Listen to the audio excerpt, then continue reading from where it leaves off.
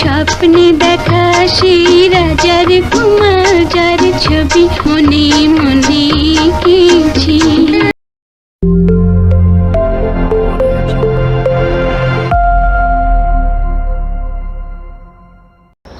আসসালামু আলাইকুম প্রিয় দর্শক, আমি বর্ষা চলে আসছি নতুন আয়োজন নিয়ে।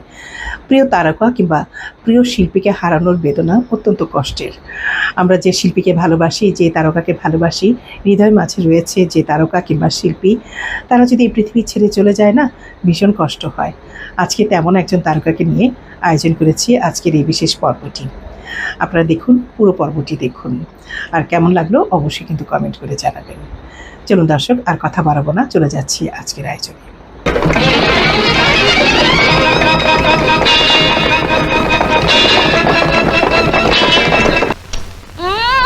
পাথরেরও রস আছে দেখছি। ঝর্ণার পানি পাথরের গড়া, কঠিন পাহাড়ের বুক থেকেই ঝরে রাজকুমারী। আমাদের বাংলা চলচ্চিত্রের বাহাদুর নায়ক ওয়াসিম সিনেমার গল্প যেন বাস্তব হয়ে ধরা দিয়েছিল আমার জীবনে। হ্যাঁ দর্শক, আজকে আমি সেই কথাই জানাবো আপনাদের। আজ 18 এপ্রিল বাংলা চলচ্চিত্রের 70 এবং 80 দশকের অপ্রতিদ্বন্দ্বী নায়ক ওয়াসিমের আজ মৃত্যুবার্ষিকী। 2021 সালের এই দিনে তিনি আমাদের ছেড়ে চিরবিদায় নেন। আজকের এই দিনে গভীর শ্রদ্ধা এবং ভালোবাসায় স্মরণ করছি এই কিংবদন্তিকে।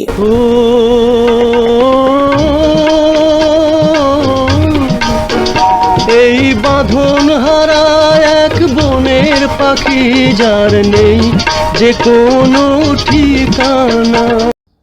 নায়ক ওয়াসিমের সঙ্গে আমার পরিচয়ের গল্পটা যেন কোনো সিনেমার কাহিনীকেও হার মানায়। আমার নাম বুশরা, আর অবাক করা বিষয়, নায়ক ওয়াসিমেরও ছিল এক আদরের কন্যা, নাম তার বুশরা। কিন্তু নির্মম নিয়তির নিষ্ঠুর আঘাতে সেই কন্যাকে তিনি হারান। সে শোক তাকে ভেঙে দেয়, জাগতিক সব কিছু থেকে দূরে সরিয়ে দেয়।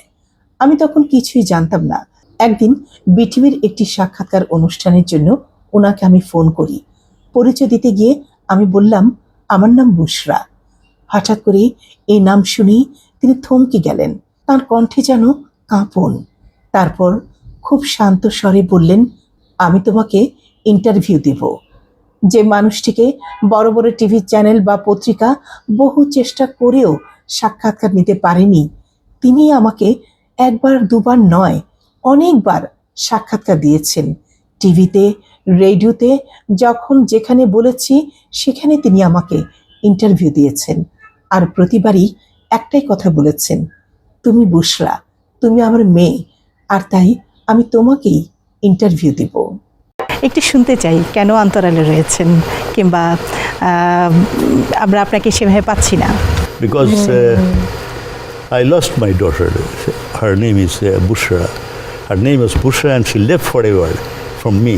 And without her, I cannot stay. I cannot pass a single second, you remember, not 1 minute. Every moment I suffered.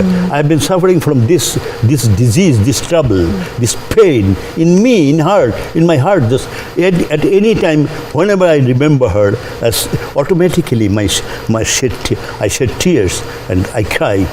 Automatically, my eyes, both eyes, starts watering. But suddenly you requested me for 1 year, for 1 year continuously.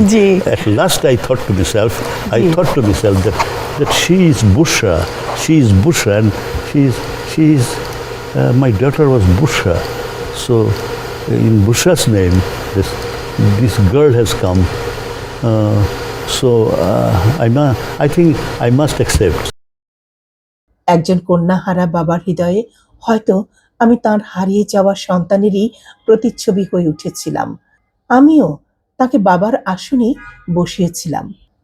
নায়ক ওয়াসিমের জীবনের শেষ 12টি বছর আমি ছিলাম ছায়াসঙ্গী হয়ে, একজন মেয়ের মতোই।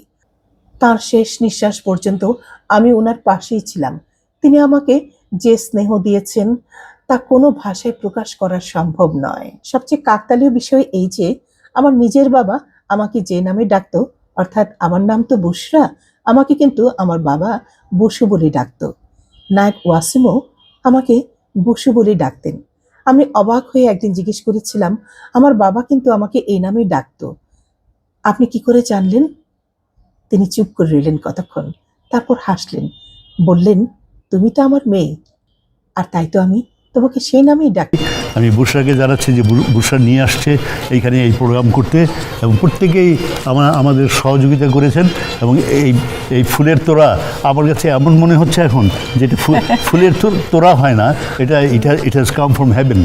সঙ্গী হলে দোষ কি তাতে? গায়ক অনুষ্ঠান দর্শকদের জন্য ওকে ওকে দেন নিশ্চয়ই শুনবো। আমরা বলছি না হয় গল্প করি, চল।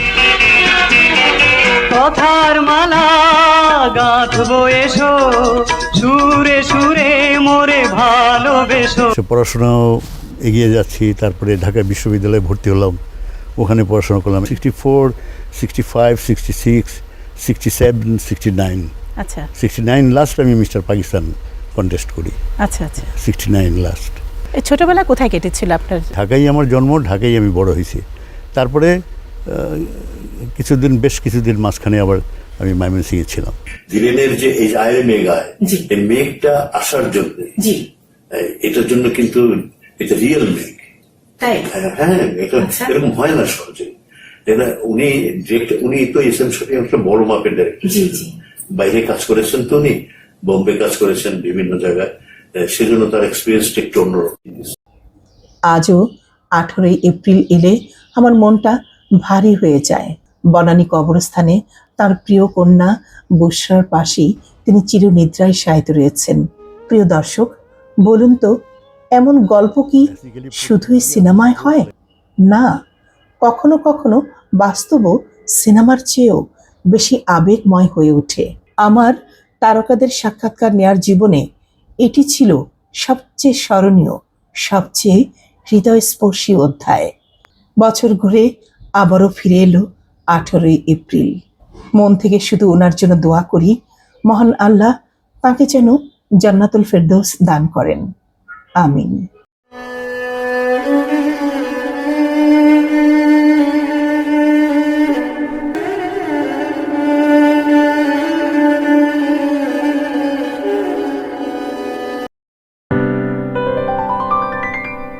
দর্শক, কেমন লাগলো আজকের আয়োজনটি?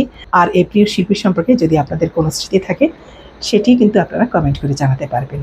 প্রিয় শিল্পী কিংবা প্রিয় তারকা যিনি হৃদয় মাঝে রয়েছেন, তিনি থাকবেন চিরকাল, কখনো তিনি হারিয়ে যাবেন না। তার শিল্পকর্মের মাঝেই তিনি আমাদের মাঝে বেঁচে থাকবেন চিরকাল। আজ এই পর্যন্ত দর্শক, আগামীতে আবারও দেখা হবে আপনাদের সঙ্গে।